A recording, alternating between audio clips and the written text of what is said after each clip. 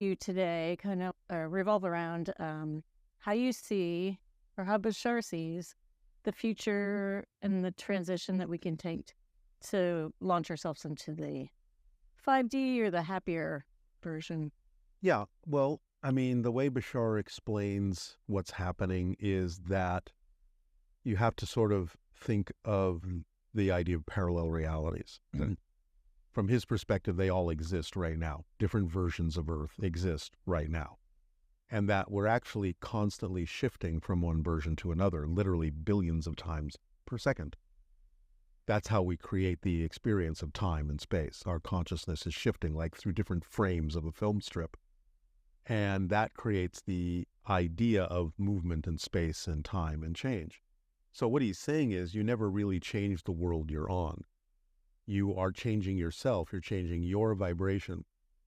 And that is going to navigate you in the direction of versions of Earth as you're shifting that are more and more and more reflective of the vibration you are in. So this is kind of what's been called by him the splitting prism. So right now we're seeing every possible choice come up. We're seeing positive and negative and all sorts of things coming to the forefront on a very strong level, because this is the time of choice. So it's like, do I want to choose that? Do I want to choose that? Do I want to change that way? Do I want to change this way? But eventually he's saying the choices that you make will solidify you into a particular track, a particular direction, allow you to ultimately experience a particular version of Earth, while people making completely different choices will experience a different one. So ultimately, we will no longer interact with those people. They will no longer interact with us. In the years to come, we will only find ourselves interacting with people that are at least on somewhat similar vibrational level to what we have chosen. So it will seem like those people have gone away, they've died, they've disappeared, whatever. We will lose touch with that as the different Earths crystallize and as the people sort of go off in those different directions. Ultimately, they will only experience whatever people are similar frequency to them. Okay. So it's all about the choices you make now that determines what kind of a future you experience. Okay. So when we look at the world that apparently I'm still part of because I'm still seeing it, the direction, but not necessarily a part of it, because he's saying just because you can observe it doesn't mean you're in it. Okay. It's like there's glass walls between the different realities. You can still see because you still have the ability to choose to match it. They still have the ability to choose to match yours. So the more you continue to act and choose the things that you prefer, the more they continue to act and choose the things that they believe they have to choose. The wall becomes opaque over time. Mm-hmm. But right now, they're all transparent because it's still about, you can still choose. You can choose to change. You could choose to go negative. You could choose to go positive. So it doesn't mean that just because you can see it, you're in it. And you can't be affected by it. Because just because you can see it doesn't mean it can reach you through the wall. So it's just giving everyone a chance to see what you're doing and giving you a chance to see what everyone else is doing so that you can hone your choices more precisely. So one of the most important things that we need to learn as humans is find our truth and make choices according to that. Don't live in fear and make choices because somebody else is trying to. Exactly. Yeah. So are you, because remember, you can't really be affected by anyone. You have to choose for whatever reason, consciously or unconsciously, to match their frequency in order to feel an effect. But they're not affecting you. You're affecting yourself because you believe that you have to match their frequency. So as long as you don't do that, you will not be affected by them. So some people are saying, I see what's going on in the world, but I'm going to focus on myself and purify this vessel. And become a living example of what other people might be able to then choose. Because if they see in you that you're living this very happy life, this very self-empowered life, they might say, hey, how can I do that? And then you can share whatever information you want to. They don't have to take it, because whatever you give them is none of your business what they do with it, because you don't know their path. But at least they can see in you a living example of what kind of a reality they could be experiencing. And that gives them the choice, and that gives them help, and that's all you can really do, is give them the option to choose something else. Do people need to step into their bravery? Well, yes, but I think once you know how things actually work, the way Bashar describes it, it's even goes beyond the idea of bravery. I mean, it's just being the person that you know yourself to really be, being your truth. So if you know you're not being really affected by anyone else, that you're the one that's creating the effect, what are you being brave about? Mm. Do you see an actual pulling apart of two Earths? Oh, more than two. Okay. Many more than two. So there's all sorts of variations, you know.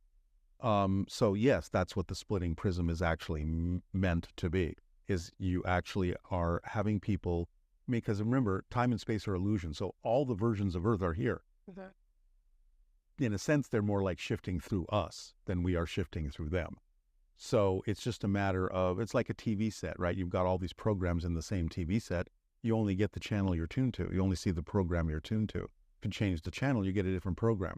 That doesn't mean the program you were watching a minute ago has gone anywhere. It's still there. Right. Right? So it's all happening in the same TV set. So all the Earths are happening right here, right now. It just depends on what frequency you are that determines what program you're getting.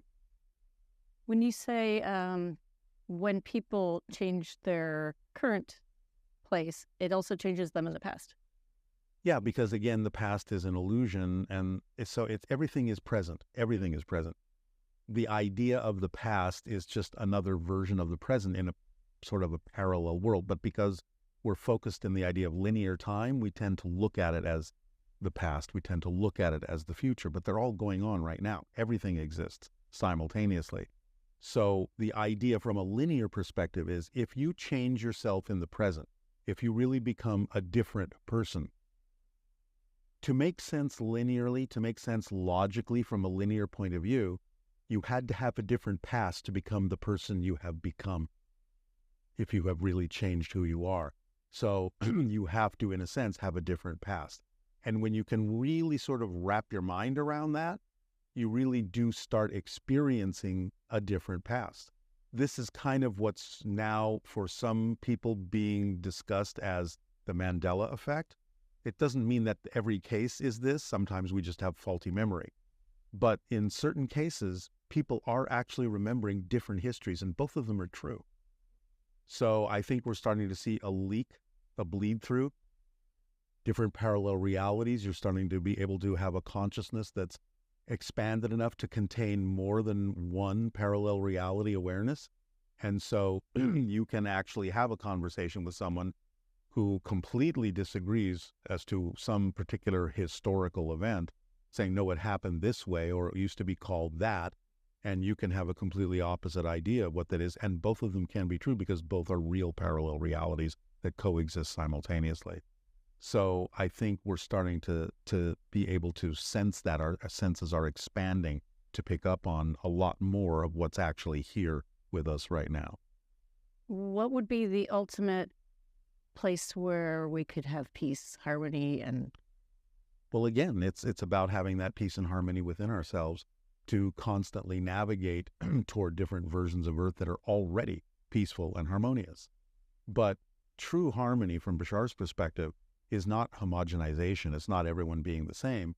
It's validating all the differences between us, you know, and that's what creates true harmony, because it's like he uses the analogy of a puzzle picture.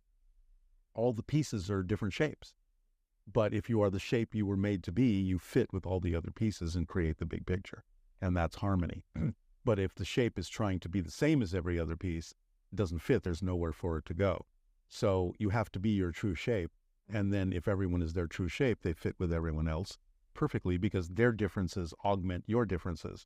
And it's not that you have to be all the same. It's that your differences have to be compatible. Mm-hmm. So in a sense, it's like a good marriage. Your differences have to be compatible. Yeah. Right? And then everything gets along. Everything works. Everything is synchronicity. And who would want a world where, or a puzzle with all square pieces? It's just not a puzzle anymore. It's not really as rich and complex as it can be. because everything is the same. Everything is homogeneous. Yeah. So we understand you're maybe changing, Bashar's changing perspective on. Yeah, I mean, he's been giving us information for 40 years now. 40 years is the typical cycle of humanity where major change happens in a culture. And so he's saying, okay, we've given you all the prep. Now we're really seriously talking about what you need to physically do, the actions you really need to take to make your vibration compatible with open contact. So he's now delivering, or going to deliver, a series of steps that contain actions and suggestions. Not that people have to do them, but he's basically saying these are the actions you might want to do if you want to be more in sync with the Interstellar Alliance, with open contact. You can do as many or as few of them as you want, but the degree to which you are willing to do them is the degree to which you may experience open contact. So basically, he's about to lay out on a month-to-month basis a series of actual suggestions and actions, some of which may be very challenging for us, but that are designed to propel us forward toward the frequency that will allow us to experience open contact in the most powerful way. Because we're on the verge of open contact. Yeah, this to him is countdown to contact year one. So this series of suggestions that he's about to make, he's calling the Interstellar Alliance Social Experiment. Step 1, Step 2, 3, 4, and so on over the course of the year. Each step builds on the last step. So it's not just like do step 1 and you're done, and then you go on to step 2. It's do step 1, now step 2, and keep doing step 1, and now step 3, and keep doing step 1 and 2, and on and on and on. And it builds you up into a certain mindset, a certain frequency that to him is more representative of the kind of reality we need to exemplify in order to truly have open contact and be in alignment with the Interstellar Alliance. Mm-hmm. So is it one per month? Right now it's one per month. I don't know if that program will change down the line, but right now it's one suggestion, one series of actions per month. Yeah. That's good. Yeah. So he used the first part of the year to set up and prepare us for the fact that that's happening. And now he has delivered the first series of suggestions, which will come out in the first streaming, I believe, next week. Okay. So if people follow the streamings now month to month, they will actually be able to download exactly the suggestions that he's talking about and compile them and act on them to whatever degree they're willing to act on them. And where will they be able to find this? At bashar.org. Okay. Yeah, Bashar does monthly streaming events, and so now he has basically dedicated those streaming events to this social experiment because that's what he feels is going to take us much farther, much faster now that he's laid the groundwork for 40 years. Mm-hmm.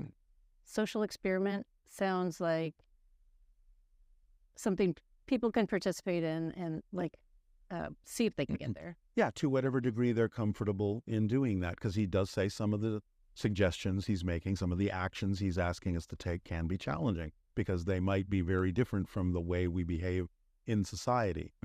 Nothing, illegal or anything like that, but it's just different than the way we're used to behaving.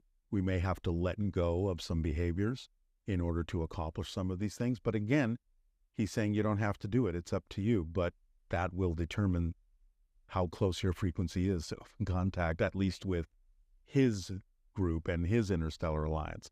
There may be other ETs that, you can do something different with, but he's giving us the frequency for his Interstellar Alliance, an open contact that involves him and several beings on the same level. Yeah, I think so. Yeah. Do you know if that's what you're speaking on tonight? Well, I think that's what he's going to set up so that people understand that's what's happening now. Most of the session will probably be questions and answers, whatever people bring. But I think he will deliver basically what I'm talking here about so people know a change has happened. We're shifting it to something different and that this is a new phase of his information. Yeah.